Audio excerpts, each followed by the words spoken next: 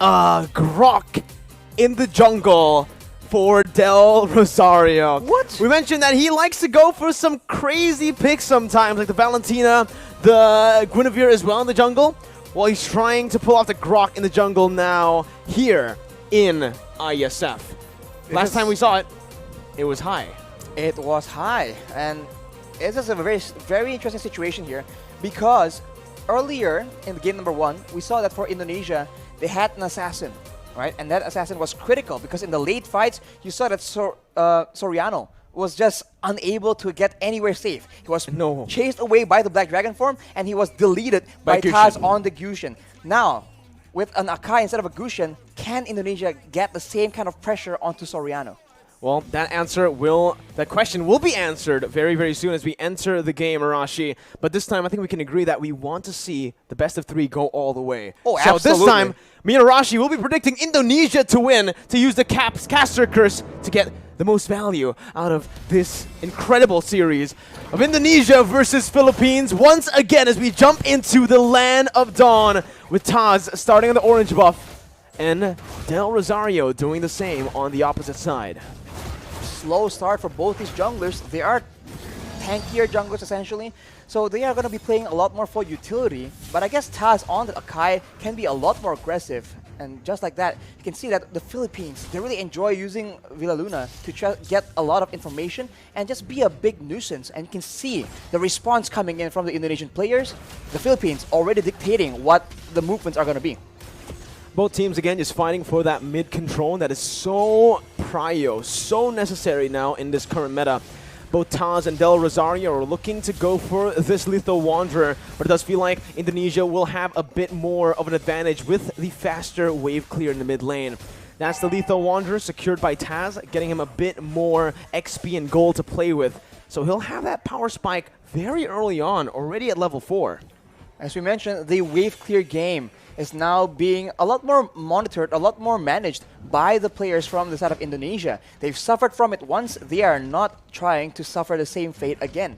So right now, they're just moving around, and I think before the first turtle spawns, it's going to be relatively slow, but as I say that though, uh-oh, there you go. Ooh. That's the barrier with a wild charge. Psychos now going to be caught. First blood over to Philippines, but look at Taz. He's able to bring the members back in with a heavy spin. Del Rosario going to fall. The jungler for the XP lane, and Dapda will be forced to flicker out of there. Villaluna a bit late on this rotation to match up against the Indonesian mid laners, but it is still just going to be a 1-for-1.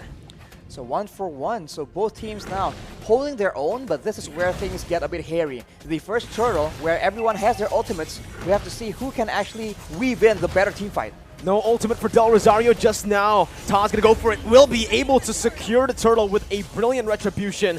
Dreams gets knocked up, but Philippines decide to back off. Now Dreams flickering forward, gets the Divine Judgment onto Imam, who's able to flicker away. Psychots has the Black Dragon form, looking for it, just decides to zone the Filipino members here and backs off.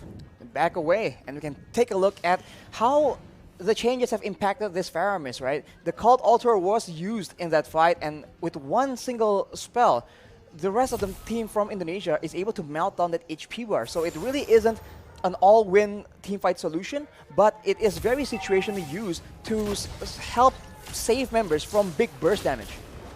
Now it's a complete change from game number 1. Imam, though, going to be immobilized. That's the damage coming through. Whew. Sniped down by Brands, but the kill will go over to Hijume.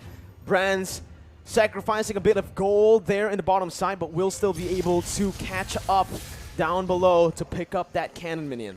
With stronger laners on the hands of the Indonesian players, they are now able to actually match the aggression, the fights, the skirmishes from the members of the Philippines, and now you can see that the Kaja pick is just having a lot more impact. This is what they wanted to do in game number 1, but the macro play coming in from the Philippines was able to deny that.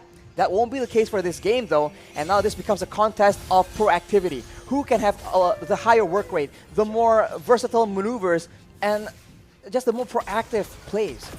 And this is the reason as to why I felt like the Leslie should have been the one, the hero, to be banned out by Team Philippines. Because you can see, on this Leslie, sure, you're very vulnerable, but you also are really good at actually going at duels up against the Beatrix. I would actually say in a 1v1, it's skill dependent, but Leslie has a bit of an edge. Why? Because he doesn't need to target any of his skills. It's not a skill shot. Meanwhile, for the Beatrix, you need to go for those render shots to actually be able to compete in that range battle. They have to be careful though, because Soriano has the Blade of Despair completed. It will be a big factor in the next fight. The Turtle is being pressured for both teams, but it seems like the Indonesians will have a bit of a lead in the control game. Divine Judgment and the Petrify. Imam gonna be able to pop the Cold Altar. Taz against 3 members, still able to secure the Turtle. Right now, Psychots jumps in with the Black Dragon form, zoning the backline away. Dapadap gonna be pinned down onto the wall with the heavy spin, and that's Hijume who picks up the killing spree. Everything going well for Indonesia, and everything going wrong for Philippines in the early game of Game 2. They lose a member to the pickoff, they lose a Turtle to the steal, so Indonesia is completely taking over and looking completely different. Is this a momentum thing? We'll just have to see. Hijume with the Ice Queen's wand right now will ensure that the Filipino members need to be a bit more careful, even more careful in how they want to position. They've been getting caught out without that slow as well. Brands has just been farming up a storm. I really want to take a look at these items, right? It's a good steal by Soriano, but he got full turret gold, clearing waves constantly.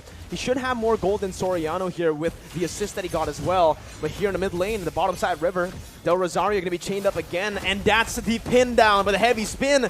Del Rosario going to fall for the second time in this game. Dreams with another Divine Judgment over to Imam, as that's an Ibiru's Passion dealing no damage over to Taz, who jumps in again. Soriano zoned away, but the damage coming from Brands, shooting him down.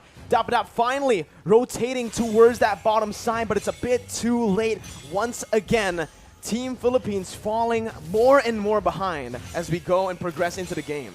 The Philippines are having very much trouble trying to manage distance because they're being slowed an insane amount. At any moment, it starts with the slow and then it gets followed up with the Divine Judgment, with the heavy spin. So Indonesia's pick-off game is going exactly how they want it to. And right now, they also have the advantage when it comes to range and also when it comes to that late game. They have that artillery with the real-world manipulation, and they also have the Leslie that can do a lot of true damage up to 2k in a single hit. And in the late game, Soriano will have a lot of issues trying to get any impact done in the middle of a big team fight. There's so much CC from Team Indonesia. There's a lot of survivability from Philippines, but they need to be able to utilize that crazy engage from the Wild Charge, and right now, it just doesn't feel like they are going to be able to. Taz there going for the turtle. That's going to be the real world inflation that was popped into for Soriano to flicker out. They baited out the Cult Altar, and they baited out Villa Luna into the other side of the wall. Mid lane turret going to be sieged down. Brands looking just to poke the Filipino members, but it's a good disengage by both teams. It's still a small victory for Indonesia with that turtle take. Look at how much movement, how much of a reaction you can see from the Filipino players whenever Psychots is on the map, whenever he makes an appearance. He wasn't even popping the Black Dragon from initially, and everybody was walking backwards in fear of that engage coming through. And when you are so focused like that, you are not looking at Taz with a heavy spin. You are not looking at Dreams waiting for that Divine Judgment. What I want to look at is definitely the items here for Brands, because I wonder how much gold he's actually gone this game. So far, he has been left untouched to free farm. And he's getting so much damage. That's going to be the flicker over to Divine Judgment as well to find Del Rosario. The true damage does its work. Brands picks up the kill. Dapadap trying to look for a re-engage now, but only taunting Taz. Look at the poke put down by Brands. Dream's going to be in the midst of it all right now, as he is going to be able to dish out some damage to zone the other members away. Dream still there with Psychots from Psychots with a Petrify to find Soriano, and the furious dive to get Imam low under the tier 1. Gunned down by Brands. It's a 2-0 trade for Indonesia. Unreal execution coming in from Indonesia right now. We thought that Psychots was the main distraction. He was the one coming in from behind. You barely notice it until it's way, way too late. Let's take a look at that replay right now. The fight was breaking up. There's a lot of action back and forth, and Psychots out of nowhere. The tower doesn't even matter because it's way too low. Indonesia able to actually push Philippines into a very uncomfortable position, and now with all the advantages when it comes to crowd control, when it comes to damage, they are looking at a cruising victory in game number 2. This is insane. Unreal. That's the word you can use for it, right? So much doubt. for this Indonesian team after they qualified to represent Indonesia with only a week to prepare right after qualifying. Still able to play super well. And now they're rotating towards that top side. Taz soloing that lure. Del Rosario caught no one there to help him out. Has to use the wild charge defensively and will lose out on a lot of HP. Brand still is able to get out. Has the flicker. They're going to go in for another re-engage here. Just some poke down onto the frontliners. And you can see that true damage, Arashi. I really wonder what the items are looking like right now, because the damage is pretty unreal already in 9 minutes for a Leslie. It comes with a true damage, and when you're concerned about the true damage, you can actually feel the burn coming in as well. Look at the items, as you mentioned. The Windtalker, the Endless Battle as well, allows him to get so much more burst damage initially, and after that, the Berserker's Fury allows him to dish out a healthy amount of DPS. On the other hand, you can see the Iesf, right? Hijumi with the glowing wand. All these tanky members are taking percentage HP damage whenever he's dishing out these spells, and they are absolutely spammable. And the siege game is dangerous. Luna going to be caught in that real-world manipulation. Imam as well, zoned away. The wave manipulation from Indonesia, absolutely phenomenal, as they are going to be able to use the lure down below to pick up a turret. With Psychot zoning the other members away with the Black Dragon form as well. That's base turret number 1 taken down. Top side pushing in, but Indonesia will decide to just play it slow, clear out the mid lane, and reset.